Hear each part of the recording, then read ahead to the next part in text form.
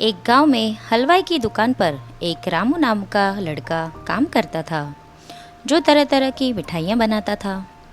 दिन भर वो बहुत ही मेहनत करता था, लेकिन उसे पर्याप्त आमदनी नहीं मिलती थी। वो एक गरीब लड़का था।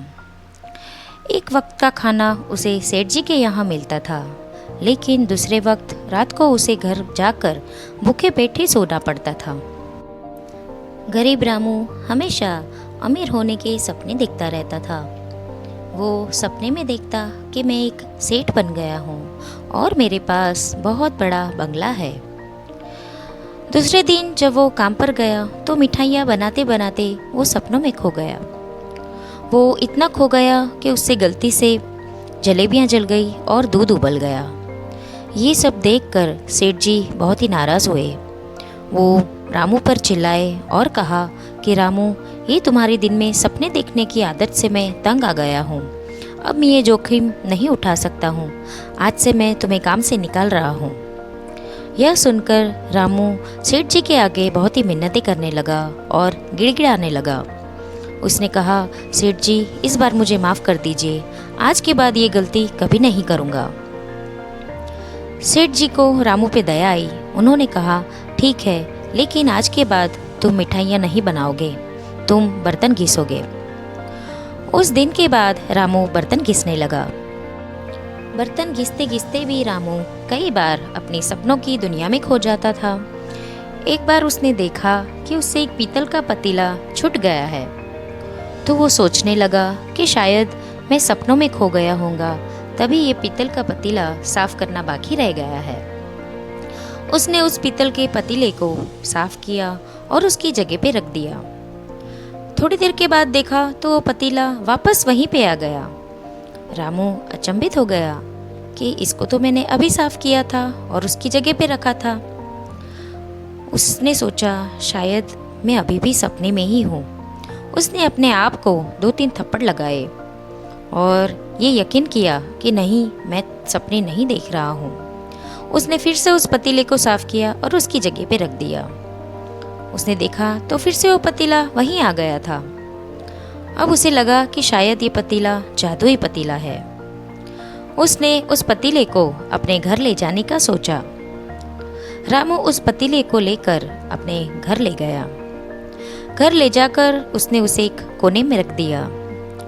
दिन भर की थकान से रामू बहुत ही चूर चूर हो चुका था, इसलिए उसने अपनी कमीज उतारी और उस पतीले में डाल दी और वो सो गया। जब सुबह में उठकर देखा तो पतीला कमीज से भरा हुआ था। रामू को यह देखकर बहुत ही आश्चर्य हुआ कि रात को तो मैंने एक ही कमीज डाली थी, इतनी सारी कमीज कैसे हो गई। फिर रामू ने सोचा, शायद ये जादुई पतीला है। उसने यकीन करने के लिए अपना एक रुमाल उस पतीले में डाला। थोड़ी देर के बाद देखा तो वो पतीला पूरे रुमालों से भर गया।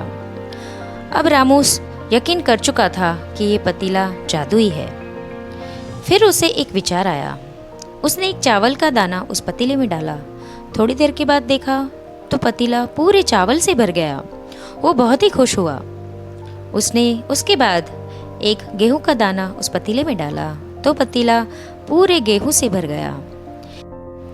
इस तरह उसने अपने घर को अनाज से भर दिया। उस दिन उसने अपने हाथों से बहुत बढ़िया खाना बनाया और भरपेट खाना खाया।